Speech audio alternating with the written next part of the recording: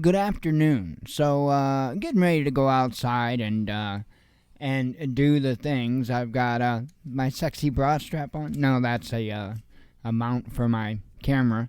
Anyway, before I go out, I was gonna shoot this video real quick. I got done just watching a couple of videos on the YouTubes, and I thought, wow, people just don't get it, do they? Okay, so I'm going to talk to two different things real quick. I'm going to talk to both why it's probably not a good idea to stock a bunch of gold for the apocalypse, and B, why, or examples of how partisan people have been completely fooled just simply because of the whatever you want to call it. They're idiots. They're idiots. What can I tell you?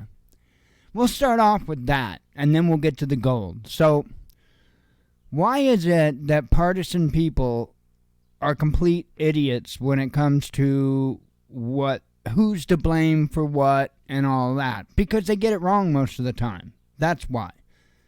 Let me give you two examples from history. NAFTA. Does anybody remember NAFTA? The North American Free Trade Association? Yeah, it was the big one up the butt for the American worker. In fact, we still suffer today as a result of NAFTA. There was something around the same time also that NAFTA was drafted, but it went into effect a little sooner than what NAFTA did, but it was indeed done at the same time. And that was massive deregulation of banking, which, by the way, led us to a hell of a lot of places we are today with our financial issues. So let's be clear about that. Reagan deregulated the banking system. Reagan is to blame for a lot of the bullshit we're dealing with right now in the banking system and the financial markets. That whole trickle-down economy bullshit, yeah, we'll never recover from that. So rah-rah red team all you want, but you're a fool. So why did I bring that up about NAFTA? Because you already got them for deregulating the banks. Because NAFTA got blamed on Bush. NAFTA just took effect under Bush's watch. That's all. Bush isn't the one that drafted that. That didn't start with Bush. Now, I'll give Reagan credit where credit's due. A lot of his idiotic policy that helped destroy this nation did not start until after he had gotten shot. And I think that that's an important thing to note.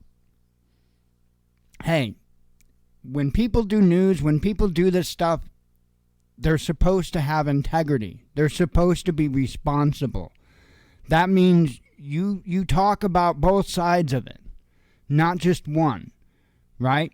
I don't come here to spread propaganda and to push agendas. There's a million YouTube channels for that. Pretty much all the prepping channels right now, that's what they're doing. They're trying to profiteer and push agenda. So there was another instance that I can point out, and it's very glaring, and it involves another Bush. Bush Jr.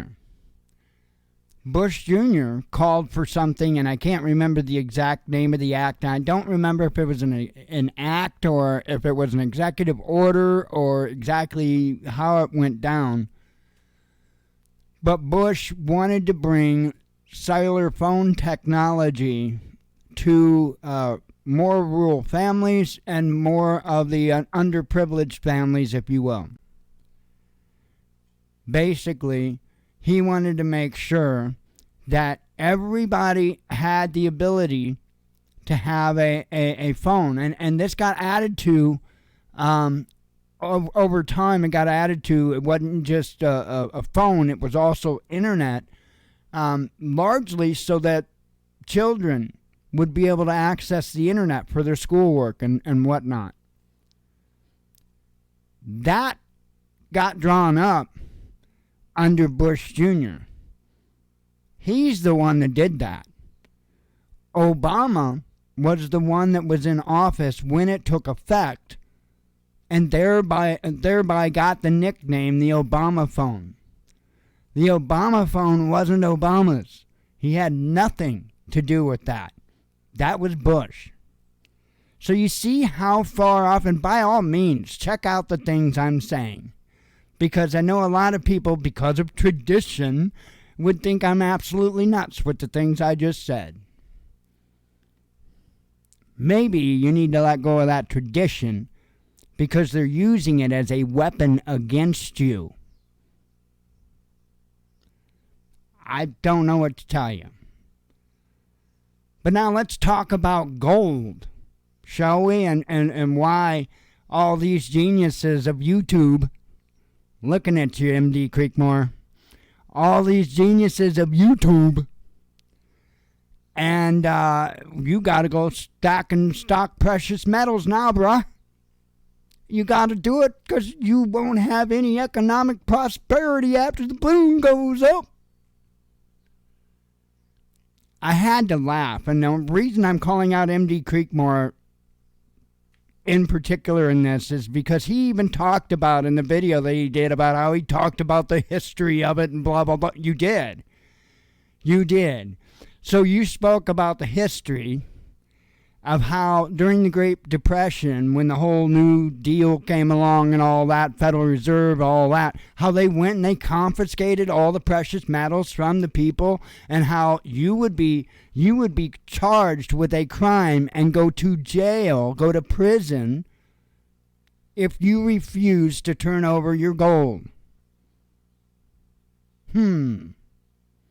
Well, how's that going to shake out for you? How's that going to help you with prosperity when you've got two choices? You can either hand over your gold and remain there to be a part of whatever happens to your family, your loved ones, or you can say, hell no, I'm not telling you which yard I buried it in, and you can let them take you away. You most certainly have that choice. But you couldn't even sell or buy gold until the 70s. That's a fact.